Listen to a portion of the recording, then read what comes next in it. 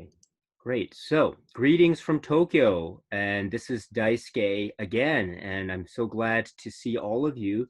And I'm very happy today because I am so thrilled to welcome a really wonderful guest from Canada. And this is a real honor for me because she's a dear friend of us. She is very passionate about cinema, very passionate about the arts. And so it'll be so wonderful to get her really interesting perspective on a number of things uh, and to hear her favorite films and recommendations and her own experiences and viewpoints about this thing that we love, which is cinema. And so I'd love to please join me in welcoming our guest today, who is Vanessa Buttino. So hello, Vanessa. Hello, Daisuke. Hey, everyone. How are you doing today? I'm doing very well, thank you. And how are you? Oh, I'm doing very well too. I'm doing especially well today now that you and I are talking live, as it were. I know it's such an honor and such a privilege to be on your channel. This is awesome. Oh no, no, believe me, the honor and privilege is all mine because I think that not think, I know that you have a lot of great takes on a lot of films that I know that many people who are watching also love, and so I'd love to get your takes on these great films. But uh, you, we are here to talk about cinema, and so Vanessa, my dear friend, I'm just I'd love to get as a starting point, if you will. I'd love to get a sense of who you are as a film enthusiast. And I think one of the best places to start would be to ask you about what were some of those films or what were some of those movie cinema experiences that you had growing up that were, from your point of view, very influential? What were some of those milestone films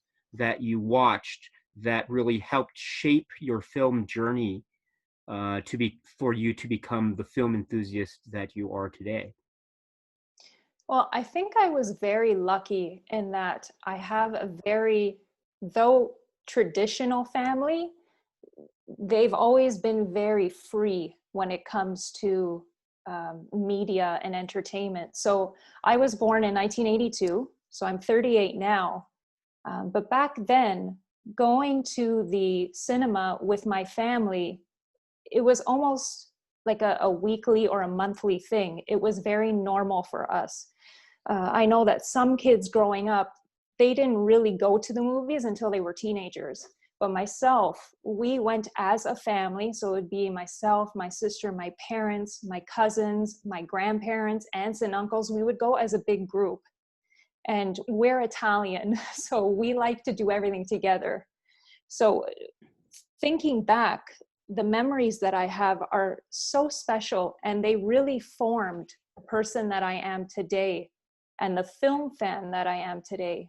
I remember going to see movies like Mrs. Doubtfire and Home Alone when I was a child, and we were all there with my family. And I remember when we went to go see Mrs. Doubtfire, my grandmother, who didn't understand a word of English, she only spoke Italian, but she was the one in the cinema that was laughing the loudest because she understood the physical comedy of the film, and she just had the time of her life. So that really, it's such a vivid memory for me. And the same with Home Alone. My grandmother, just thinking back on it now, it was such a joyous time, and having those experiences as a child growing up really made me love film because I associated film with family and love and laughter. And I remember when I was 6 years old, my aunt Grace, who she will probably be watching this, she introduced me to classic film. So the first movie that she introduced me to was The Wizard of Oz. And as a 6-year-old, I mean, that was just pure magic. I had never seen anything like that before in my life. The colors were so vivid that I didn't even believe that this film was made in 1939. It could have been made just a week previous to me seeing it. But yes, I saw The Wizard of Oz, and right there I became a classic film lover. That was all I wanted to watch, old movies. That's what I used to call them. Oh, Aunt Grace, can we watch another old movie? And so she showed me that one first. And then the second movie that she introduced me to was actually Dracula from 1931. So as a 6-year-old watching that, it probably wasn't the best choice of film to show a little kid, but to this day, it is one of my all-time favorites. And whenever I see Bela Lugosi on a t-shirt or on a poster or on anything, I buy it. No questions asked. So those afternoons with my aunt watching these old films really had an impact on me. And more than 30 years later, I collect classic film, I write about classic film, I talk about classic film every single day of my life because of her introducing me to The Wizard of Oz and Dracula at such a young age. And yeah, even now, just talking about it, I'm so passionate about film, and it all comes back to my family introducing me to these classics. That is really fascinating for a number of reasons because I think what that I mean, you bring up a lot of really interesting things, which is that first it was about how the experience of going to the cinema was this group feeling or family experience in a large family sort of a setting, and that it was also about for some being able to understand it and really enjoy it and get into the film without necessarily speaking the same language that was spoken, which is one of those really wonderful traits, I think. There's something quite universal about the cinema going experience. And then also the this is such an interesting thing about how old one is when one begins to watch films and how that just just carries with us for our entire lives. And so this is something I feel as well, very much so, very strongly. So I'm so happy to hear you mention this as well. And so with the Wizard of Oz and then with Dracula, so this led you, or this started your journey into classic cinema, and is it was your journey therefore focusing in on, was it Hollywood, classical Hollywood cinema? And if so, what were some other points along the way in terms of the classical Hollywood cinema that you in particular appreciated and enjoyed? Or were there other avenues that began to open themselves up as far as paths of your own cinema journey outside of the classical Hollywood cinema that you were watching? First, it began with Hollywood cinema. Back then in the mid to late 80s, that was really the only thing I could get my hands on. And obviously, I was still too young to be purchasing movies myself. So my parents would take me to our local mall. And in that mall was a small video store where they sold VHS tapes. And the only classic films I could purchase, or that my parents purchased for me from that store, were just Hollywood. There was no foreign cinema. There was none of that back then. To be honest, I don't know that foreign cinema or foreign movies were widely available in Canada back then. I think that may have come into being possibly later on in the 90s when DVDs started coming out. So yeah, back in the 80s, it was just Hollywood cinema, and it started with musicals. Musicals are a good entry point for new fans, and especially young fans, because the plots were relatively easy to follow. They were very joyous. and they kept your attention. Most of them were in Technicolor, so it didn't even really feel like you were watching an old movie because it was in color and it looked bright and vivid and beautiful. So for me, it totally started with musicals. And then because I was exposed to Dracula from 1931 at such a young age as well, that kind of formed a love and appreciation for not only vampire movies, but for villains. I found that growing up, and even now, when I watch a movie where there is a villain in it, I always side with the villain. I find them way more fascinating than the hero. And to think that that started when I was 6 years old and I watched that one movie, I just automatically find myself taking the side of the villain. Even watching Disney movies, like that's the simplest example I can give you right now. When you watch a Disney movie, there is a clear villain. You know who the villain is. For instance, Little Mermaid. I just felt drawn to Ursula rather than Ariel. So it's amazing the things that you experience as a child, again, how that forms you later on.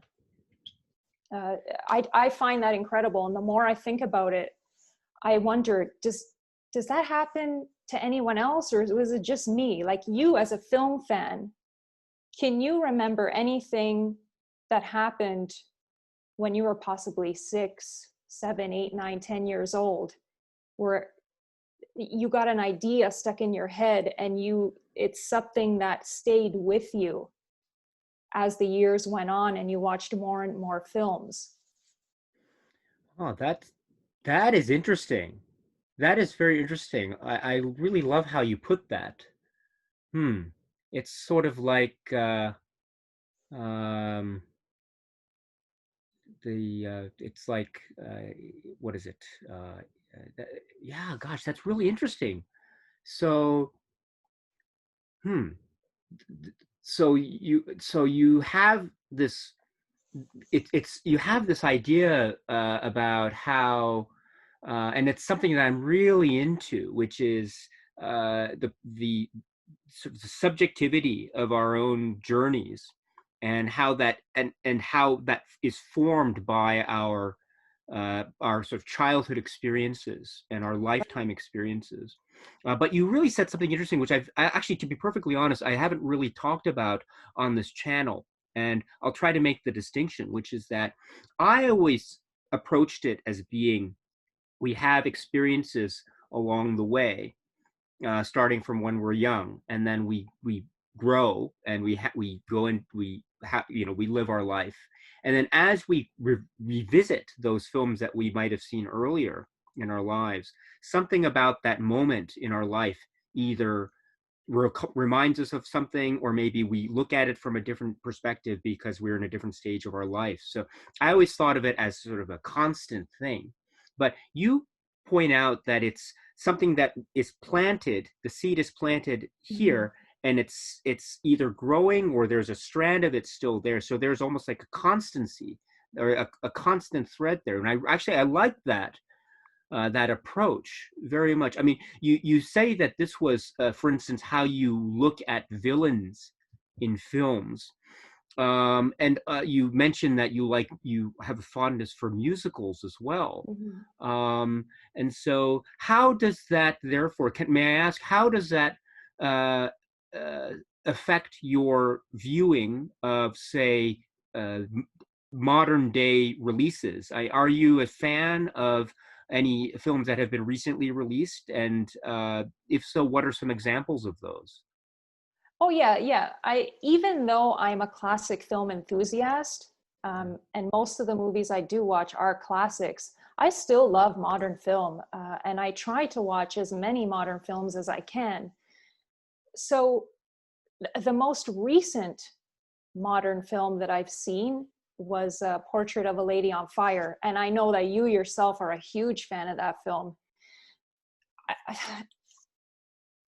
It almost, when I was watching it, it reminded me of a classic film for how quiet it was.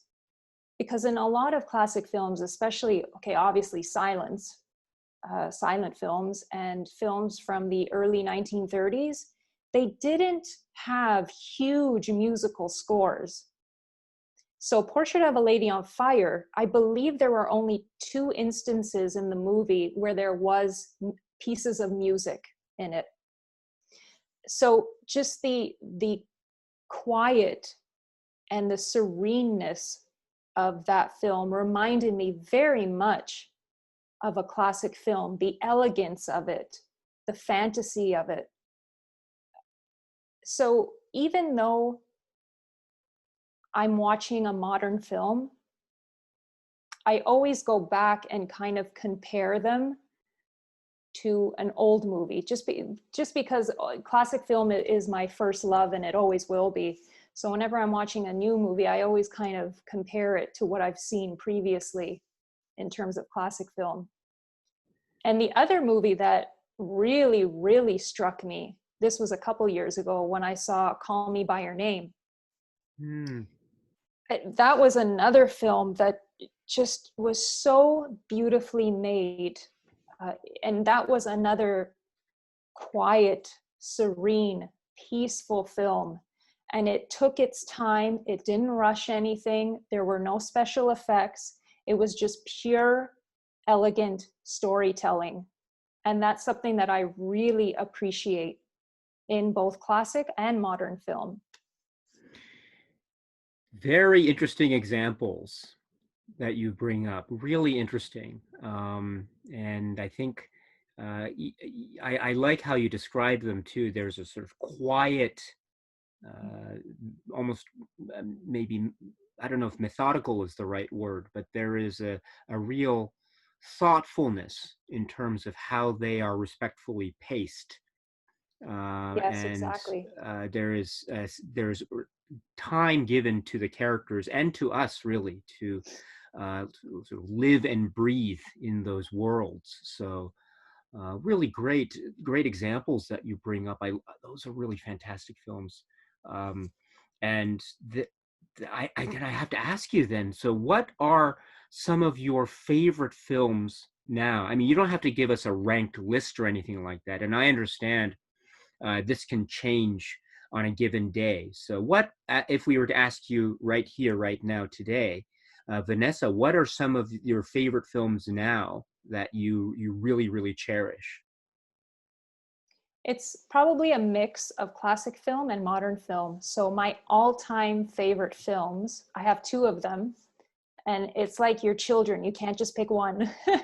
So the first one is obviously The Wizard of Oz, because that movie introduced me to a whole new world of film. So The Wizard of Oz, and this one is very controversial, especially considering what's happening now in the world, and it's Gone with the Wind. And Mm. I cringe when I say that now. When someone asks me, what's your favorite film? I almost feel guilty saying it's Gone with the Wind. But I mean, I know it has its faults. I know it isn't a perfect film, and it's very much a product of its time. But I cannot change the attachment I have to it. I can't just disregard it. I have difficulty admitting that it's my favorite, but I mean, what are you going to do? Not everyone loves clean cut, accepted films. For instance, and this is, I don't even want to say it, but Birth of a Nation, that is an appallingly racist film. But again, it's a product of its time. It was made, I think it was, 1916, 1917? Yeah. So someone could very well say, that's my favorite movie. And there's reasons for that. I don't agree with the things it portrays. But the thing with old movies is, you have to kind of put them into perspective. You have to consider the Yeah. times in which they were made. Mm. There's plenty of Yeah. silent films from the 1920s. There's plenty of pre-code films from the early 1930s that are not politically correct at all. And a lot of people would find issues with them now. but they are still pieces of art. Uh, they were made from someone's dreams and fantasies, and I feel that you can't entirely disregard them. So when someone asks me again, what's your favorite film? It's kind of turned into a whole debate now, and I'm wondering, should I pick something else? But yes.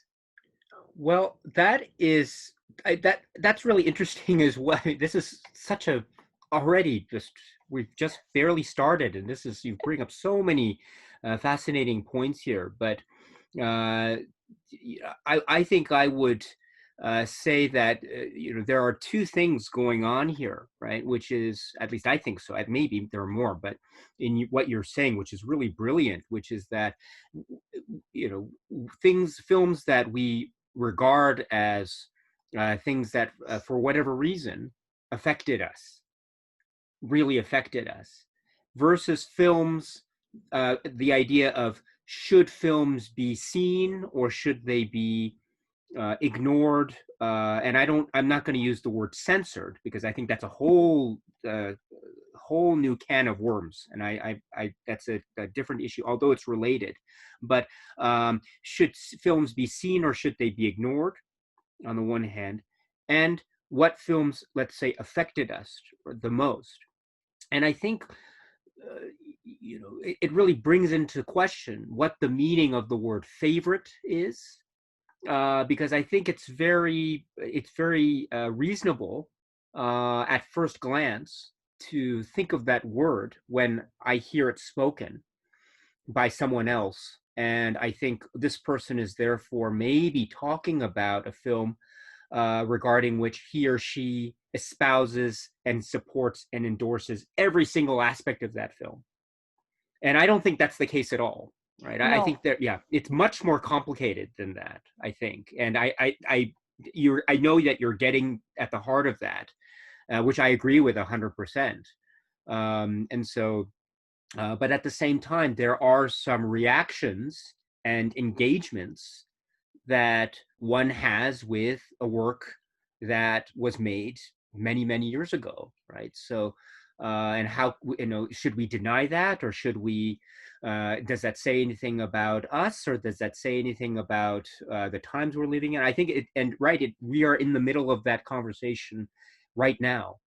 Yes. Uh, and so but I think you're right. It's a, it's much more complex in terms of when we watch films. Are we really supporting everything, every single aspect of the film? I don't think so, because it's always a give and take between us, the viewers, and the film. And if it helps us to learn something, then there is a value in that. And also, before I move on, I should just say one thing that's always been on my mind, which is that um, the issue with the film, Birth of a Nation, and I know it's been brought up a lot about should it be seen or should it not be seen, etc. And I think that's a very valid conversation, and I think each person will have his or her own approach to it. I should just point out, though, and again, this is just one approach. I'm not endorsing this at all necessarily, but I'm currently reading up on the cinema of Oscar Micheaux, who is a early pioneer American cinema artist, and he is known, I think, primarily for his films in the silent era, like Within Our Gates and Body and Soul. And he is known as one of the pioneer African American filmmakers from the 19 teens and 20s in particular, although his career extended well beyond that. But a lot of texts that I'm reading about Oscar Micheaux do have to make comparisons with the film Birth of a Nation, because Birth of a Nation came just prior to when he began to make films I should actually say in the 1920s, when he started to make films. And so Birth of a Nation was a huge influence because it was just permeating the media the media space at the time, and therefore to react to that, to react to those attitudes in the way that he did in his films, we need to know what is going on in the earlier films. And so a lot Yeah. of the scholarship on Oscar Micheaux, and it's they're loving portraits of Oscar Micheaux, studying his films in great detail, also provide us. I mean, I'm reading a great book on Oscar Micheaux, and the first half of the essays are about breakdowns, specific breakdowns of what's going on in Birth of a Nation. Specifically, I mean, these people know the film in and out. So it's almost like, what's the phrase? Knowing your enemy. Yeah. You know it so much, so therefore, when it comes time to study Oscar Micheaux, then you know exactly how Oscar Micheaux's films are really subverting or just counteracting or essentially just knocking down all the things that are trying to be set up in the earlier film. And so there is a real sense of really trying to know and appreciate with the proper sense of perspective, as you point out, these films that might be seen to be problematic now. But as you say, perspective is really important, especially when we want to value those films that really have a kind of strong value that counteract these problematic issues that we might identify. Yes, I agree wholeheartedly with everything you've just said. It's so important to keep perspective when you're considering watching films like Birth of a Nation and early Hollywood films, because let's face it, I mean, I don't even know if I want to get into this, but it was a completely different time then, with completely different morals and values and thought processes. So you have to keep that time period in perspective. And I think it's wonderful that people recognized Birth of a Nation for what it was and combated it right away. So they made a study of it. Like you said, they made an effort to know their enemy, and they made their own art based on almost like a resolution of the racist attitudes that existed back then. They fought even back then, and they produced art that shows them fighting and standing up against racism and inequality. And I think that's to be admired, because back then in the early 1900s and the 1910s, when these films started coming out, I mean, the process of filmmaking was still incredibly new. People were just starting to experiment with camera work and set design. And I mean, set design wasn't even a thing. Costume design wasn't a thing. So to me, it's amazing the things that were created back then to get people's points across, to illustrate just how abhorrent films like Birth of a Nation were. So I think it's, you know what, can you send me the title of the book that you're currently reading? Because I would love to explore that. Oh, sure, sure. I have I'll send you that. Also send you a link of the videos that I talk about the films by Oscar Micheaux, because they are I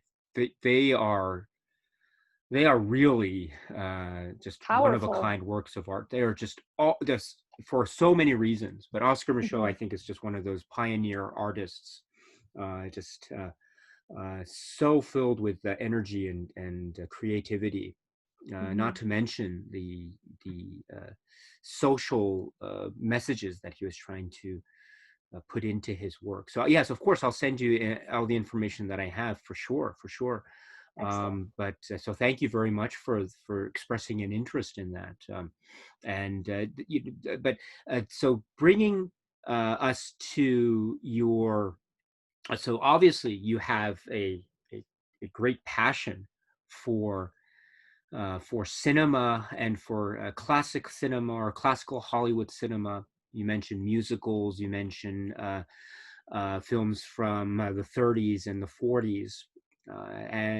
So, what, and you also are writing about films as well.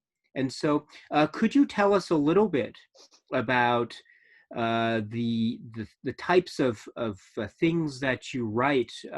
What kinds of topics in cinema, in particular, do you find yourself writing the most about? Would you mind sharing a little bit with us about your film and writing experiences? Yeah, sure. So I started writing about film a number of years ago.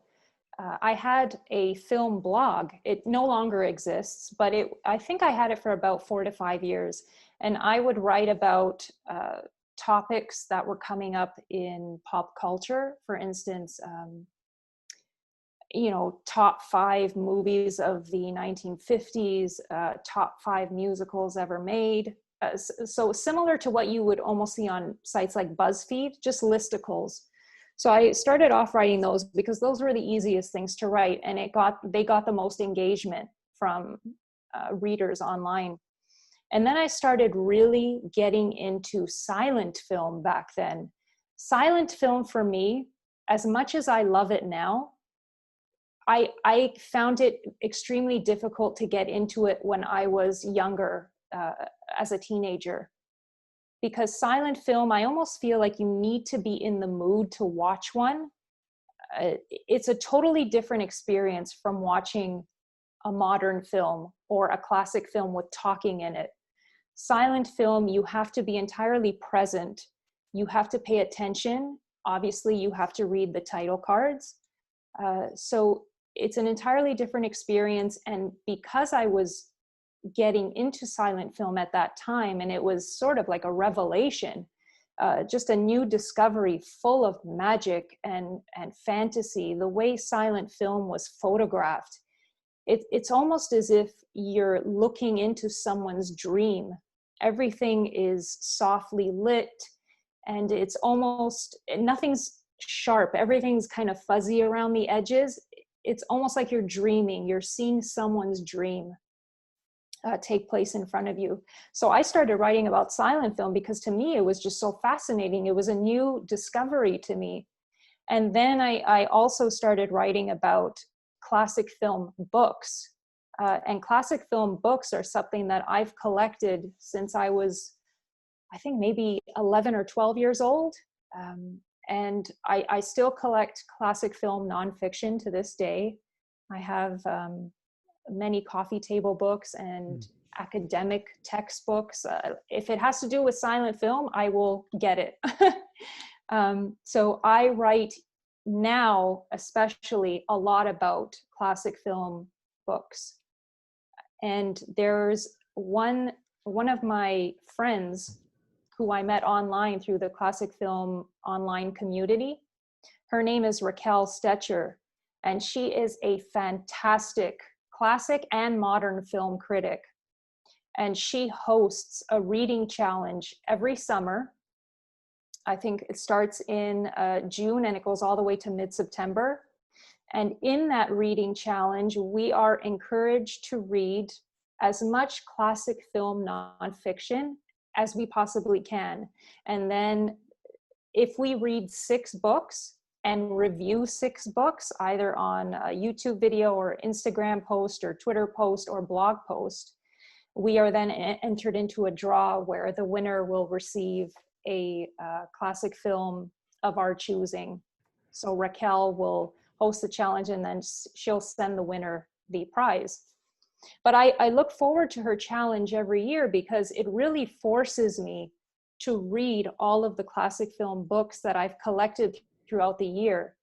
And it's a constant learning process. The more you read and the more you watch, the more you learn. Yeah. And now with the blog that I currently have, it's not solely dedicated to classic film. I write lifestyle articles as well. But if you go on there right now, you'll find a lot of classic film book reviews, and that's all because of Raquel's challenge. So yeah, I just enjoy writing, especially writing about film, because it is my life's greatest passion. And I don't think I'll ever find anything else that compares to it or that can overtake it. And so that then is very, that's just, how should I put it? It's like a way for how do people engage with this, with cinema. And so I think for you, it is through watching the films, of course, and then trying to, right, to sort of express yourself and how you feel through your writings, which I think is really very admirable. And I, I mean, oh gosh, I'm also a big fan of film books, or nonfiction film books, uh, biographies of filmmakers, and Yes, yeah. those are really quite splendid. What are some examples of some of the books in particular that are really special to you, or that you find really appealing? Well, the first book I ever got that started off this collection was, again, it was given to me by the same aunt who introduced me to classic Mhm. film at 6 years old. So without her, like, none of this would have happened. So she bought me a first edition copy of Fred Astaire's autobiography. It's called Steps in Time. Yeah. And I believe it was published in 1959. I could be wrong, but I think it was 1959. And she bought me that when I was 11 or 12, and it was my Christmas present from her. And that kickstarted my film book collection. So that one is very important to me, not only because it's the book that started it all, but it was incredibly endearing, very candid. And Fred Astaire, I assume most people know who he is. He was a musical star. He started off on the stage, and then he went to film, and he did many films with Ginger Rogers as his partner. Um, he was a song and dance man, and many of the films that he made were musicals or light romantic comedies, but he also did a few dramas. So his autobiography, I try to read it. I reread it every few years, because I love going back to that book and just holding it in my hands and thinking about how much that meant to me when I first received it, and everything that it kickstarted in my life. So that book is incredibly beautiful. It was beautifully written, and Fred Astaire, he just seemed like such a kind human being, and it really radiates off the page. So that one is huge for me. Another recent one that I've read that had an enormous impact on me was Gloria Swanson's autobiography.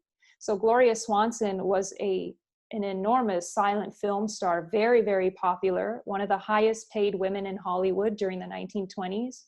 And then she had her comeback in Sunset Boulevard, which is a fantastic film noir, Billy Wilder.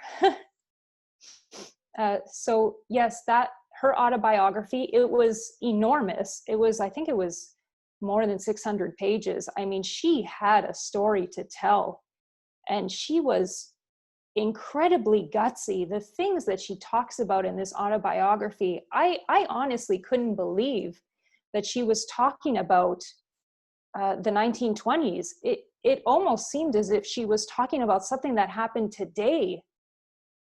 So she was incredibly feisty. She knew her worth. She didn't put up with any kind of abuse or ignorance from the studio system, and she didn't let men overpower her. And I think that is incredibly significant, because being a film star in the 1920s, the studios basically owned you, and it was all men, mostly all men, who ran the studios and produced and directed the films. And she just didn't put up with any crap. So reading her autobiography and reading the things that she went through was astounding to me. And it's one of the best celebrity memoirs I've ever read. And I've read many, but that one sticks out in my mind as just a phenomenal piece of work. And I'm so glad that she took the time and the effort to write about her life the way she did. And now I'm just the biggest Gloria Swanson fangirl now, whereas before I had, a casual love for her or a casual appreciation for her, whereas now I want to see every movie she ever made, and I want to read every article ever written about her. It's just ignited something in me. So that's what a good film book can do. So you are also a real avid reader. Yes. And so I have to ask you, so how do you find the time uh, between watching films and then reading the books that you like, together with everything else that's in your life? So this is really great. So how do you balance the time between film and literature, or does it really depend? It depends on my mood. Yeah, Sometimes I'm not in the mood to read a book, especially if it's a heavy academic book. I mean, yeah. those you really have to be in the mind space to focus on.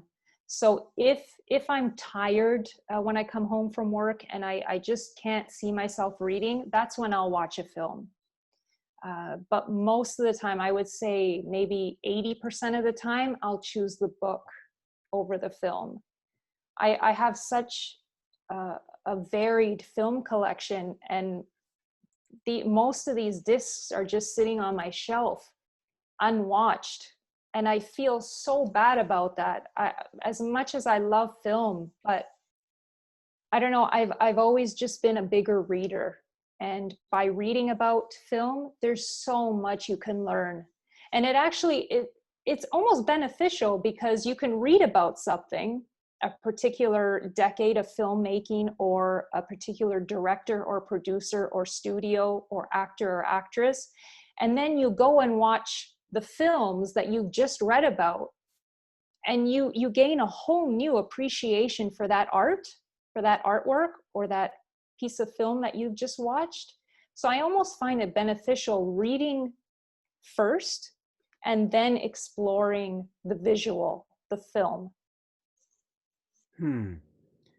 What is your take on, let's say, adaptations, film adaptations of certain works of literature? I mean, are there examples where you see that the film adaptation done really well, and then are there examples where you see that done maybe not so well? Of course. Sure. It goes both ways. I think let's talk about a modern film now. So Call Me by Your Name. Okay. I I watched the film first rather than reading the book. So I did it the other way around. So the film, it was one of the most beautiful movies I had seen in years.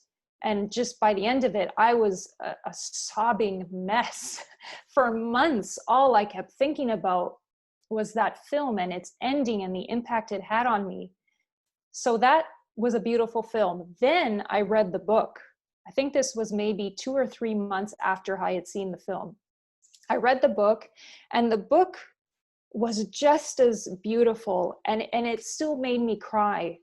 And I wouldn't say that one is better than the other. I think in their own way, they were both beautiful adaptations or beautiful pieces of art.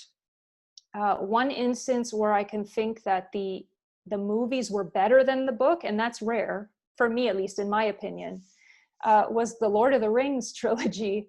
The films were incredible.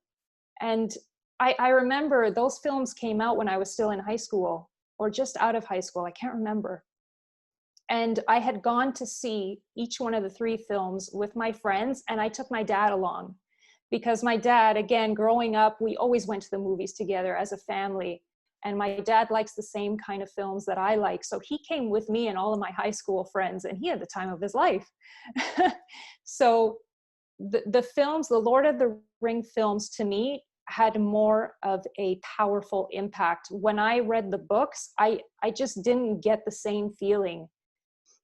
Reading the books didn't take me, it didn't fully immerse me in Tolkien's world, whereas the films did.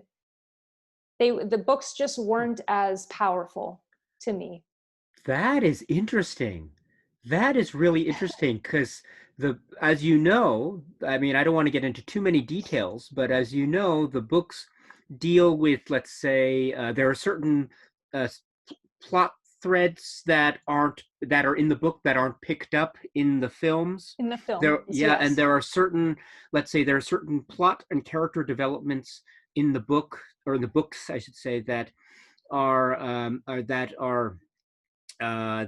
kind of, how should I put it, that are picked up not in the theatrical versions of the films, but in the sort of extended cuts of the films that came afterwards. Yeah. And they also the films deal with time and chronologies much differently because, as you know, it's a set of many different stories, and they all go in their own respective ways. They're interconnected, of course, but the Yes. way that those stories are presented in the text is different than how they are presented in the films. And so, but there is also the case to be made for the idea that maybe the films touch upon very cursorily some aspects of this world that Tolkien really goes into great detail. And so that's one perspective. And so with that kind of perspective possibility in mind, I'm so interested to hear you say that it was indeed the films that you Mm-hmm. felt were, for you, I mean, I don't want to speak for you, but I feel like what you're saying is the films were, am I getting this right, maybe more immersive for you than Yes. when you're reading it? Yeah, because when I was reading it, I remember feeling as if the story was a little disjointed. And you know how, Yeah. obviously, every character grouping had their own story, and they went off on their different missions or pathways or battles. In the film, they still keep it that way. So you still have your groupings of characters going off on their own little journeys and paths. Yeah. In the film, it just, to me, it flowed better. Whereas in the books, maybe it was because there was too much detail.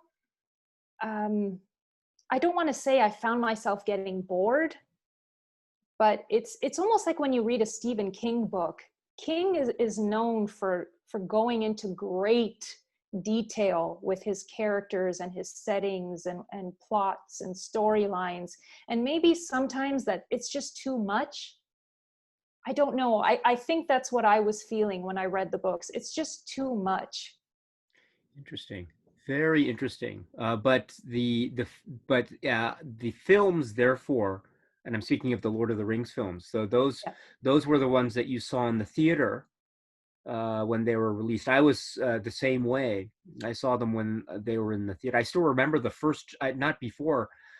I remember the first trailer for the Fellowship of the Ring that I saw in the theater. It was just, everyone walking, Yes. right? Yeah, and that was it. But I was like, wow, so that was really Yeah. amazing because it was legends, right? Will there be a Lord of the Rings film? Can this be adapted? And here we saw for the first time evidence of the possibility of this happening. And then, of course, the films followed, I think, a year or so afterwards. And Yeah. so, And wasn't that great? When was the yeah, last time you felt that watching a trailer? yeah, yeah, it was I just, can't remember. it Just, was, trailers are great. Yeah. and I'm so happy that I was of a certain age when those films came out, because I think if I had been too young or if I hadn't been born yet, I totally would have missed out on that. I mean, that was an exciting time when those Yeah. films came out. Yeah, Yeah, those were really big films, Yes. and they came, what is it? They were just a year apart.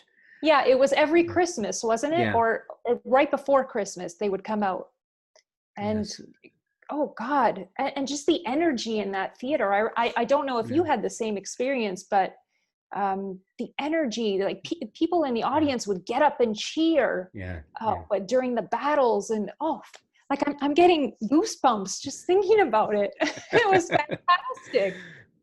Those were the sort of event films. I mean, of course, there are event Yes. films now. Sure, sure, of course, but just as examples of when when you were going to the theater and when I was going to the theater. Yeah, those are just wonderful cinematic experiences for sure, Yeah. for sure.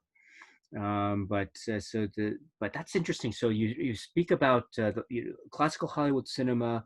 You speak about Lord of the Rings, Wizard of Oz, and others. And you also speak about your writing experiences and also your love of books and literature and also nonfiction. And but you are also, as you mentioned yourself, you're also a collector, cinema Yes. collector. And so could you tell us just a little bit about your, I guess, collecting? Is it focusing on one particular area of films? Is it focusing on a particular label or labels of films, formats, things of that nature? Could you tell us a little bit about your collecting approach and philosophy? So my collecting started when I was a preteen. So again, my parents used to take me to that little video store in the mall, and it was funny because they would let me go in there by myself and just explore which VHS tapes I wanted to get. I think I was allowed to get 2 or 3 on each visit. So when Mm. I would pick the VHS tapes that I wanted, and all of them were classic film at that time because that's all I really wanted to watch, I would pick, I don't know, let's say a Fred and Ginger movie and a screwball comedy like My Man Godfrey or something, and I would take it to the cashier, and it was an older woman who worked there, and I remember her asking me, "Oh, are these for your grandmother?" And I mean, I was 11 or 12, so you didn't think that a child would love these movies and actively want to purchase them and watch them when they got home. You would think that I wanted to watch Ninja Turtles or something.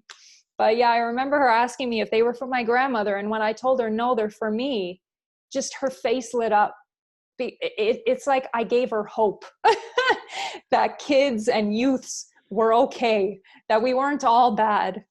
So that's when my collecting started.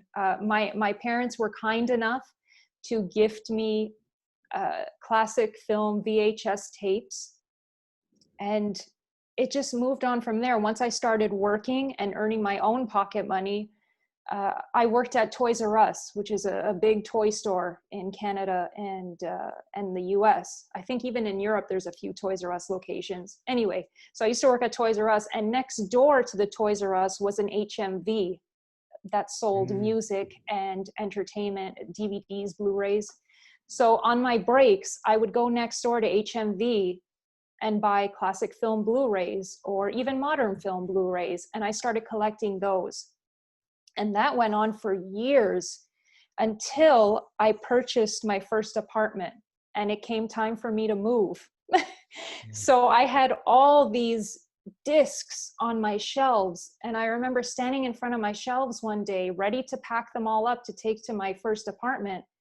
And I was just standing there going, oh my God, how am I going to pack all of these into boxes?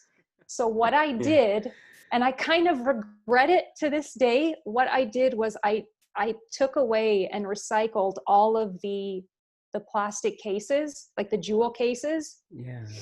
So I got rid of all those and I just kept the discs. And I see you wincing. So I kept the discs. And what I did, and I have it here, I bought one of these media binders where Yeah, inside yeah. the binder, you have spaces for discs. So I have 2 of these. Yeah. Okay. They're filled with discs. And these are all old movies, most of them old movies, some new. How many And does one case hold? this one that I just held up holds 220. Wow. And I have another one that I think is 250. So Wow. they were both full, but it was like the greatest thing that ever happened to me because I didn't have to pack anything. They just all fit in these 2 cases and I could Yeah. easily take it over to my apartment. But then got to my apartment, I'm thinking, oh my God, I just ruined my entire film collection that I had been building since I was a teenager. So now I have since moved out of that apartment. I was there for almost 3 years. I've now come home to live with my parents. And as soon as I moved back home, I started collecting discs. And look, Oh. I keep the cases now. So my That's great. collection is split half or 75% of my existing collection. I just have the discs. And now I've started purchasing cases, like actual films, and I'm keeping the cases and the artwork and the booklets. So my collecting journey has been a special one. Hmm. I do regret getting rid of all the artwork and the booklets and the cases that I previously owned, especially the box sets. There were some fantastic box sets, classic film box sets that I no longer have. And sure, I could repurchase them, but a lot of them, as you know, with these boutique labels, they go out of print after a certain uh, period of time. So a lot of them I can't even get anymore. So, I mean, it could But be you still, worse. right, but you still have the discs Yes. themselves. Yes, And I didn't so, throw away the discs, just the yeah, cases. and I think, right, of course, the case and the booklets, and of course, those are those are a big, uh, prominent part of collecting. But right, ultimately, it's the films themselves that are the most important thing, right? At least, so if as long as you still have those films Yeah. in right in the way that you store them, I think that's ultimately the most important thing. So you I still have just a marvelous approach to collecting. And now that you brought up the lodger, so I yeah. noticed that you had the Criterion Collection Mhm. Lodger there, the Alfred Hitchcock silent film, which is and also it has Downhill as well. So you're getting two for the Yes. price of one, right? Mhm. Uh, so um, that's great. And I also know you because you are also among many things, you are also a fan of the Criterion Collection. And we've spoken on a number of occasions, you and I, about Criterion. We've spoken about a number of other things, of course, but one of the things we've spoken about, Vanessa, is Criterion. And so, in I know that in Canada at the moment there is a really quite a good sale going on. I think online. What is it? An unobstructed view. Yes. Is that Yes, and right? yes, that's right. Apparently, and I had only just found out about them last week or a couple weeks ago. And it was actually someone who commented on your video Yeah. about the Criterion, the Barnes and Noble sale.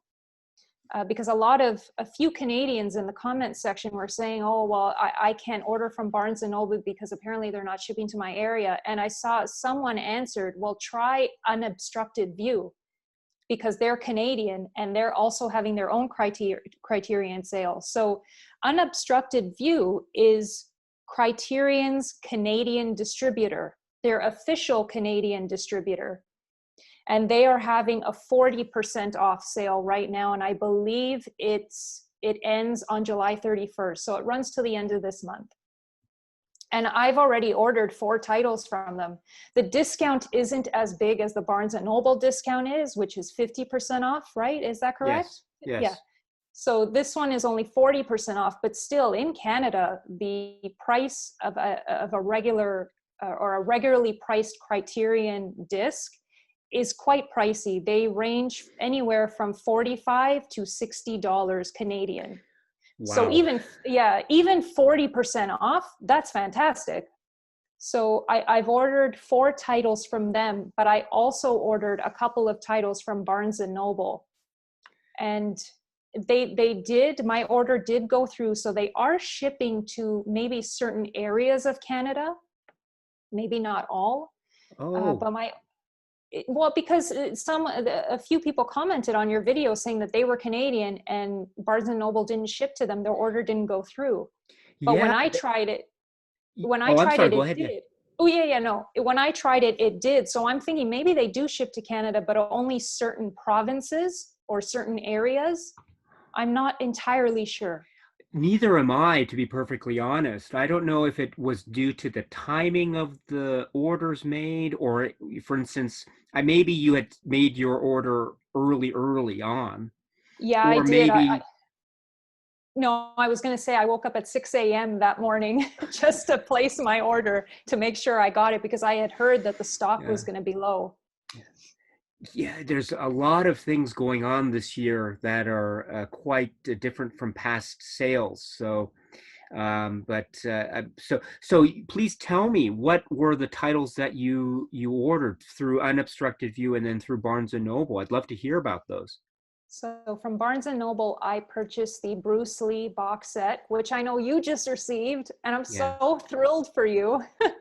So I purchased that one and The Cameraman, starring Buster Oh, Keaton.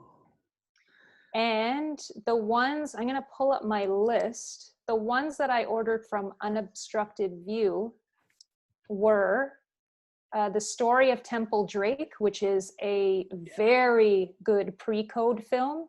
And when I say pre-code, I mean films that were produced in the US between 1930 and June 1934. So those are pre-code films. So The Story of Temple Drake, The Lady Eve, yeah. which I'm replacing my DVD copy of You with the had blue. Yeah, the older, was it the Criterion yes. DVD? Oh, great. Yeah, so I had the older DVD release from Criterion of The Lady Eve, and I wanted to replace it with the Blu-ray version. And the artwork on The Lady Eve, the Blu-ray version, is incredible. As soon as I saw that, I'm like, oh, I have to have that. So that's another one. And then Heaven Can Wait is the Oh, other title that I ordered from Unobstructed View. that is a great lineup. And then that is rounded off by the Cameraman, as you said, and then the Bruce Lee set. Yes. So that sounds great. So you have, I think, as we've discussed today, you have a kind of, it sounds like you have a nice classical Hollywood cinema focus with Bruce Lee as And well, the Bruce yes, Lee and films. Bruce Lee, I don't know anything about him. Yeah. I have never seen any of his films, so this was a total blind buy for me. But like I said, I always want to learn more. And when I saw this set, just the design of it, the graphic design, oh my goodness, it's a beautiful set. So It is I had great. to order that. It is great. I think it's a really, I haven't finished going through all of it yet.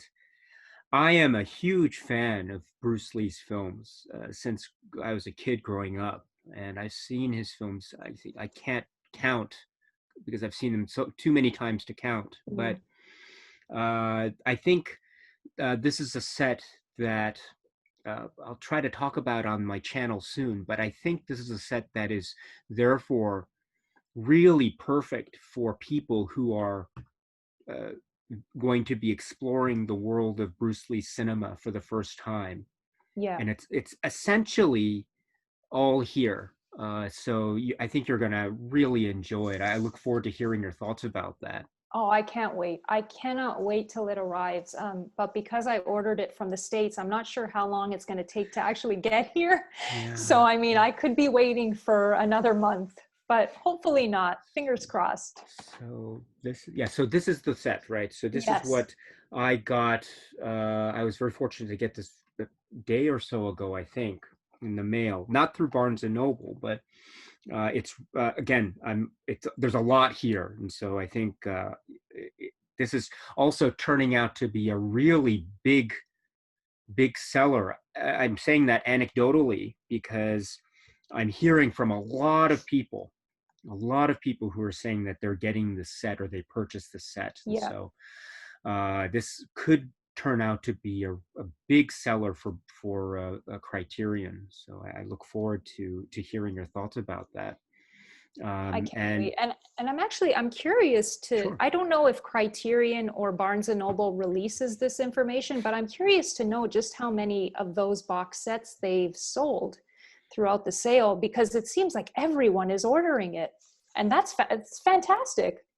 Yeah, that's a really good question about the data. I Yeah. don't know. I've never really I've always I never really gotten any uh, hard figure data numbers or anything like that. So I don't really know. I'm doing it's not in any way any kind of definitive answer, but I am doing a survey for people who are interested, asking people to let me know what they've purchased, and I'm just trying to tally up all the data and count up all the votes, as it were. Uh, Between you and me at the moment, Bruce Lee set is kind of really up there. It's the top. It's in the top three, I think, so far. So far, so it's really popular among the people who are participating in this survey, at least. So And isn't uh, that great? I just yeah. the chance for people like me who don't know anything about him just to be able to discover his work all in one package. And like you said, you think it's a great starting point for new fans of his, and that's what's got me so excited. I cannot wait. Yes, you put it so well. It's a kind of one-stop shop Yeah. for the world of uh, Bruce Lee's martial arts cinema and what Mhm. it is he really believed in, and he really tried to express himself. And he oftentimes in his films and in his life, he oftentimes described his martial arts as, if anything, a way of expressing himself. So it's like an art. It is an art, right? It's Yes. martial arts. So it's we get a real great sense of that, of course, through the films, but also in the supplements that Criterion was able to provide, both the supplements that they themselves produced, and also the more archival supplemental materials. But I think it's a good combination. I look forward to hearing what you have to Mhm. say about that. Really, just it's a lot of exciting stuff. But uh, I can't wait to hear your thoughts on it. As soon as you film and upload that video, I'm going to be like the first person watching. I cannot wait. Oh, thank you. That's so kind of you. I'm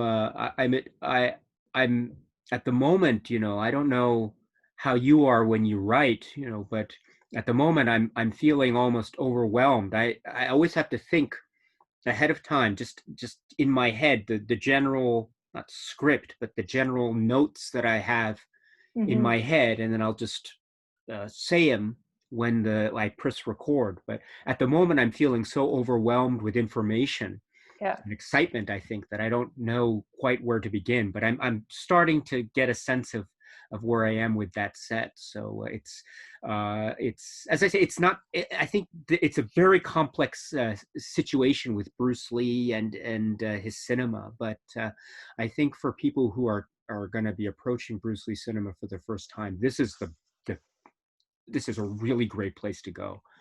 I think so. I think you're really going to enjoy it, very much so.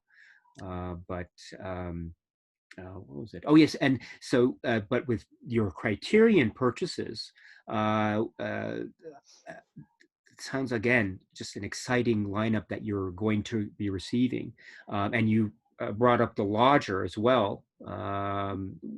It's an early Hitchcock film. Yes. But what were speaking of Criterion?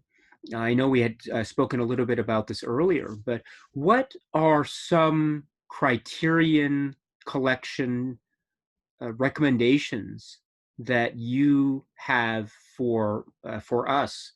for anyone who is interested in getting some suggestions for what to purchase maybe during this sale or the next sale, anything that you think of is of a particular note that you want to mention in the Criterion Collection. Are there any recommendations that you have for us, my friend? Yeah, I have a few, and I've pulled some. So The Lodger was one, this one here, and this is an early Hitchcock film made in Britain. This is before Hitchcock came to Hollywood. And the great thing that I've noticed about silent film on Criterion is you often get more than one film on a disc. So here, obviously, you're getting The Lodger, but you're also getting Downhill, and that was filmed by Alfred Hitchcock in 1927, the same year as The Lodger. So I find that, yes, with Criterion silent movies, you often get like a 2-for-1, which is great considering the price, especially if you're purchasing from outside of the States, where they can be quite expensive. So The Lodger is one, and it's actually it's fairly new to me. I only watched The Lodger for the first time late last year. It was on TCM, Turner Classic Movies, which is a classic film channel that is in North America and I believe in some pockets of Europe. So I watched it on TCM. I think they had it around Halloween of last year, and it was just phenomenal. You can definitely see signs of the American Hitchcock films in this one. Even though it was filmed like 20 years before, he started making his films like Vertigo and Rope and Dial M for Murder. So this was filmed like 20 years before, but you could see little signs of his in The Lodger that have already formed, different angles and lighting and suspense. I thought it was fantastic. If you're in the mood for a creepy, mysterious, silent film, this one is fantastic. The atmosphere in it is like chef's kiss.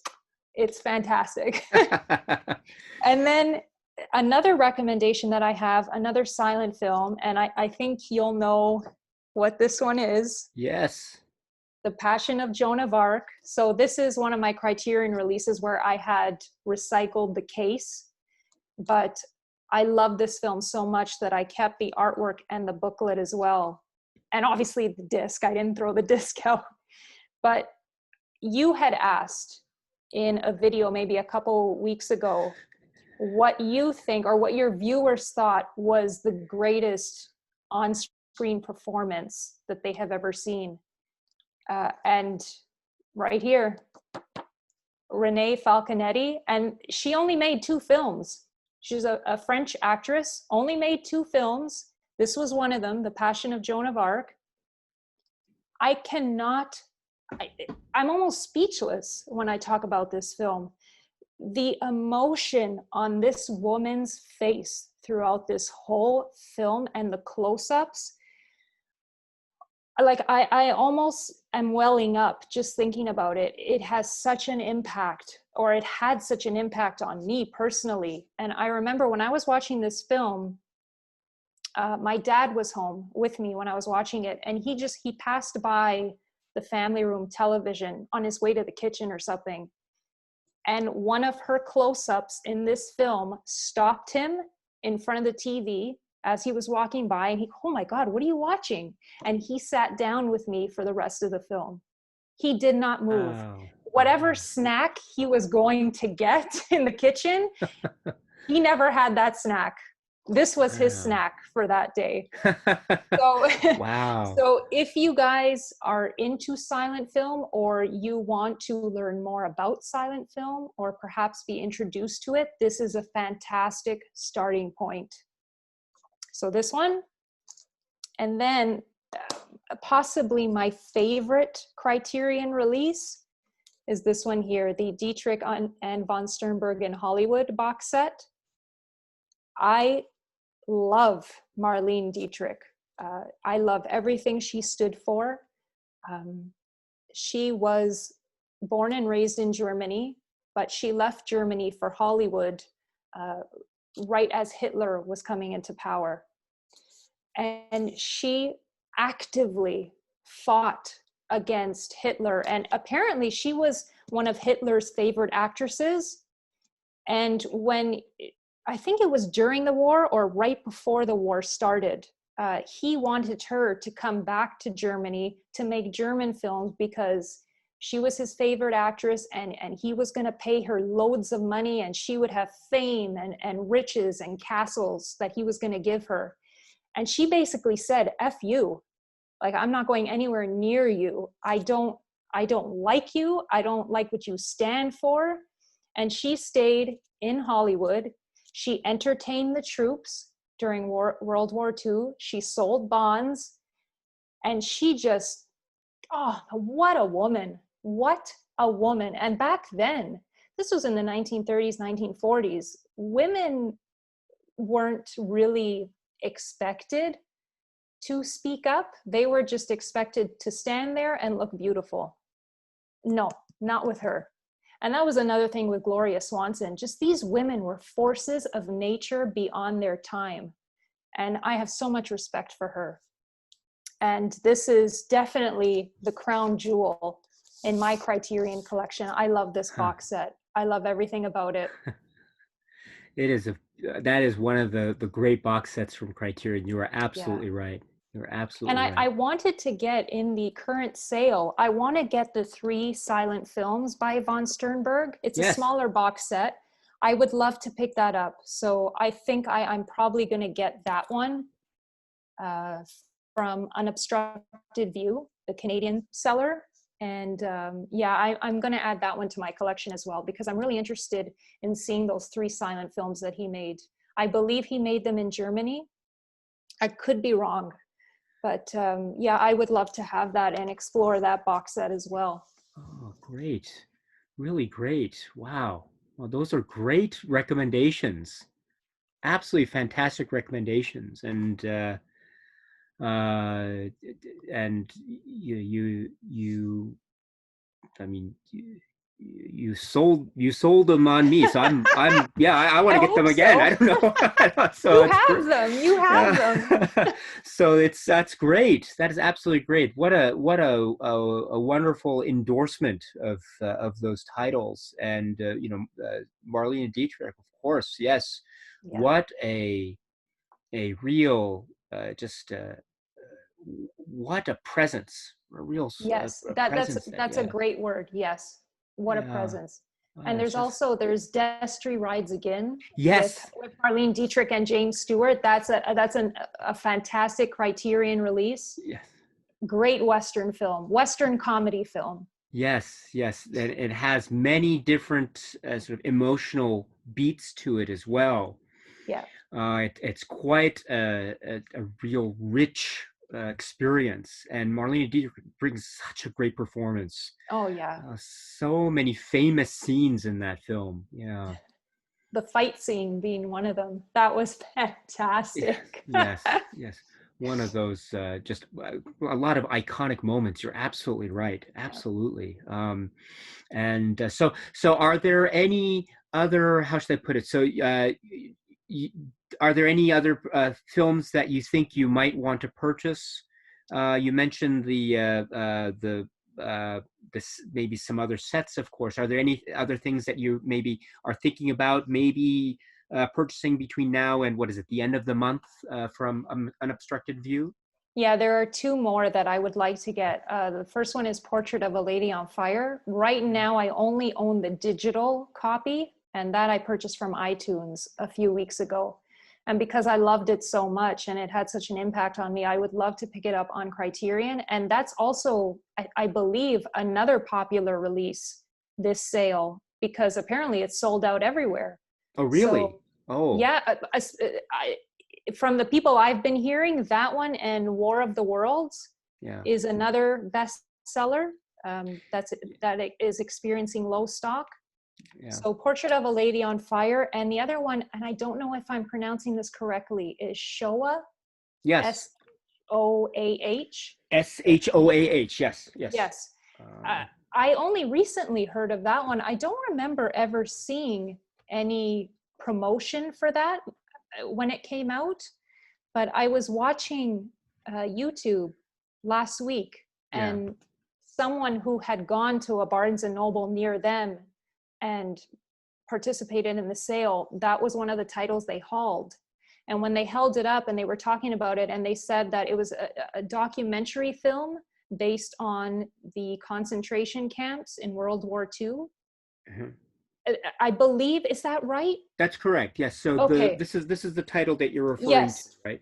So Yes. Shoah is it's a documentary that was released in 1985 after many years in the preparation and the making. The filmmaker is Claude Lanzmann, and it's a collection of interviews that he conducted over many years with different people who, in some way or another, were affected by or connected with or perhaps had knowledge on certain of certain specific concentration camps and related activities during the Second World War in Europe. And it's a very, it's a uh, quite a, how should I put it?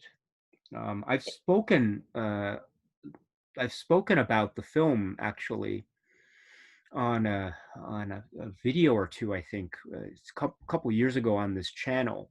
I'll have to go back and look at it because I'd love to learn more about it and definitely pick it up. It sounds like something that I would want to see. I'm a huge history buff. So as soon as that person on YouTube hauled it and was describing it, I automatically added it to my list. Oh, this is really quite. It's very compelling, and it's how should I put it? I what I'll do is I'll send you after this is over. I'll send you some links because there are also some books, a couple texts as well that I would suggest as recommended reading when approaching this work Shoah, because it's there is a lot of information, and I think there's a lot of information that the filmmakers, I think, will assume that people watching the film will know or have some understanding Okay. about. And so I think if one is going to watch this film expecting a, how should I put it, a sort of something that one might see as a traditional documentary with a brief overview of what happened, who this interviewee is, what happened next, that sort of thing. That is not what we're getting in this. We are getting Okay. firsthand accounts, more or less. We're getting firsthand accounts of people who were directly affected by the Holocaust. And so this is there are a lot of books that I would suggest if you're interested, and I'll send you that Yes. information Yes, afterwards. Yeah. please. Yeah, I'll Um, definitely read those first then before watching the film. oh yeah, and because this is one of the most kind of I've it's one of the most it's one of the most powerful works that I think is in the collection, period. And so, and it should be seen by as many people as possible, I think. So I look forward to just maybe if we can talk again, if you're interested, we can always talk Oh, about this or yes. other films. Yeah. Yes, please. Okay, let's talk tomorrow. Let's schedule our next talk. Oh, it'd be my pleasure, my friend, to hear more thoughts and perspectives from you about cinema. Is just such a great learning experience for me. So, but thank you so much. And my dear friend, thank you so much for just sharing with us some of your very valuable and precious time, and for using that time to provide to us your insight and viewpoint and philosophy on uh, cinema and collecting and your cinema loving life. It's been such an honor and privilege to hear these wonderful viewpoints that you have. It's just been a real pleasure. Oh, it was my pleasure entirely. And thank you again, Daisuke, for inviting me onto your channel. I, discovering your channel this year was one of the best things that happened to me. I cannot tell you how much I've learned just from watching your videos. And again, I was over the moon when you asked if I would like to have a conversation with you and appear on your channel. So I'm so flattered. I am honored, and it's been amazing. Thank you Oh, so much. oh, thank you. You really are very complimentary. Thank you. No, but the compliments are all owed from me to you. So it's thank you so much for, as I say, the enthusiasm that you obviously have. I mean, that is the most important. That is so precious. And so, as I say, the way that you speak about cinema in a clear and uh, very enthusiastic way, and you still and so filled with information and knowledge that you're willing to share with all of us. I think I speak for many when I say, we are very grateful, and thank you so much. And you always comment on my videos, and Yeah. you mentioned your comment on the Passion of Joan of Arc. I think on that video that's gotten the most thumbs up votes, I think. So it's you are someone whose voice is very important, and it's someone that we listen to very much for guidance and for recommendation and for your perspective. So I look forward, if it's okay with you, I look forward to doing this again. Please come Yes. back, and we can talk. We can do a part two, if Yes, you're so definitely. willing. Is that okay? Of course. Anytime, Daisuke, anytime. Oh, thank you so much, Vanessa. It's been a real pleasure. And so, Vanessa, thank you again. And please stay safe and be well as always, which is the most important thing during these times, particularly at the moment, as you know. It's very important to be well, and your well being and good health, and those of your family and friends. That's the most important thing. So Yes, please, you as yeah. well. Thank you. Take No, care of yourself. thank you very much, my friend. And we will be in touch, and I will talk to you later about that other book information, and we will be in touch very Perfect. soon. All right. All right. Thank you very much, my friend. Thank you.